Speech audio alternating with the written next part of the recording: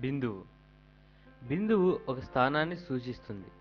సాధారణంగా బిందువును ఆంగ్ల భాషలోని పెద్ద అక్షరంతో సూచిస్తాం.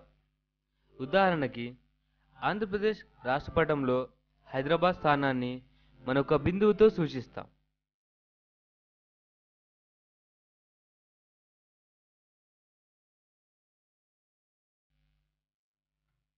రేఖాఖండము రెండు బిందువులను కలపడం వల్ల రేఖాఖండము ఏర్పడుతుంది. అది ఒక నిర్దిష్టమైన పొడవును కలిగి ఉంటుంది మరియు పరిగణనలోకి తీసుకొనంత మందాన్ని కలిగి ఉంటుంది. ఉదాహరణకి ఒక కాగితంపై ఏదైనా రెండు బిందువులు ఏ మరియు బిలను ఉంచండి. మీకు వీలైన అన్ని విధాలుగా ఏబీలను కలపండి. వీటిలో ఏ నుంచి బికు గల కనిష్ట దూరాన్ని రేఖాఖండము ఏబి అని అంటాము. దీనిని ఏబి బార్ లేదా బిఏ బార్లతో సూచిస్తాం.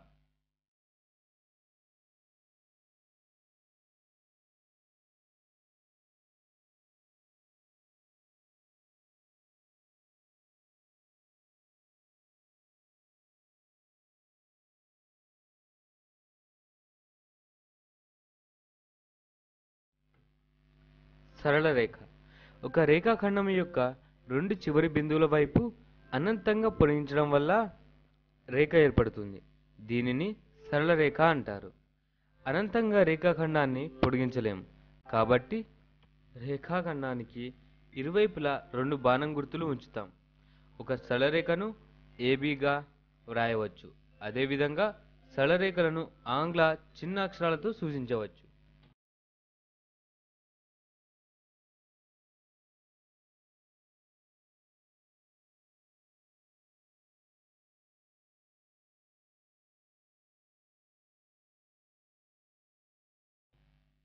కిరణము ఒక బిందువు నుండి ప్రారంభమయ్యి ఒక దిశలో వెళ్లే రేఖలోని భాగాన్నే కిరణము అని అంటారు. ఉదాహరణ సూర్యకిరణాలు, కాంతి కిరణాలు. ఏదైనా రేఖపై ఏ అనున్నది ఒక బిందువు అనుకుందాం. ఏకి ఇరువైపులా బి సిలు ఉంటే ఏబి ఏసీలు రెండు కిరణాలు అవుతాయి.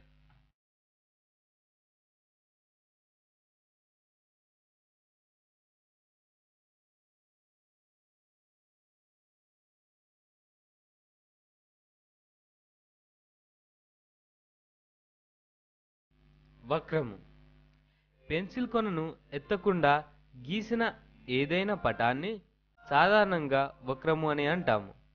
ఈ విధంగా సరళ రేఖ కూడా ఒక వక్రమే.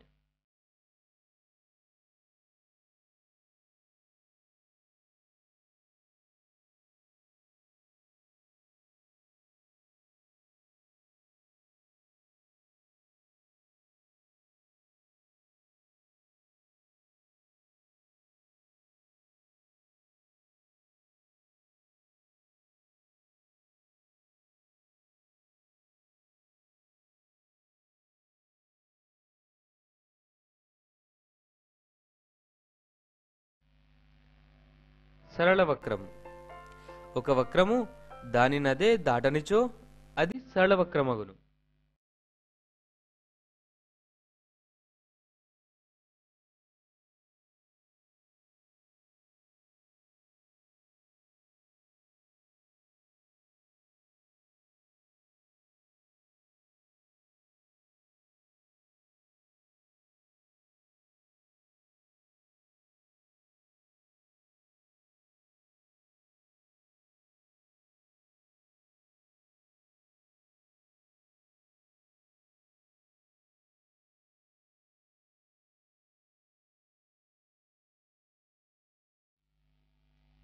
వక్రములు రకాలు వక్రాలు సంవృత మరియు వివృత అనే రెండు రకాలు.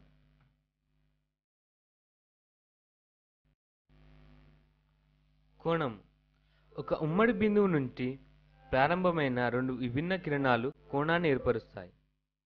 ఉమ్మడి బిందువులను శీర్షము అని అంటారు. రెండు కిరణాలను భుజాలు అని అంటారు.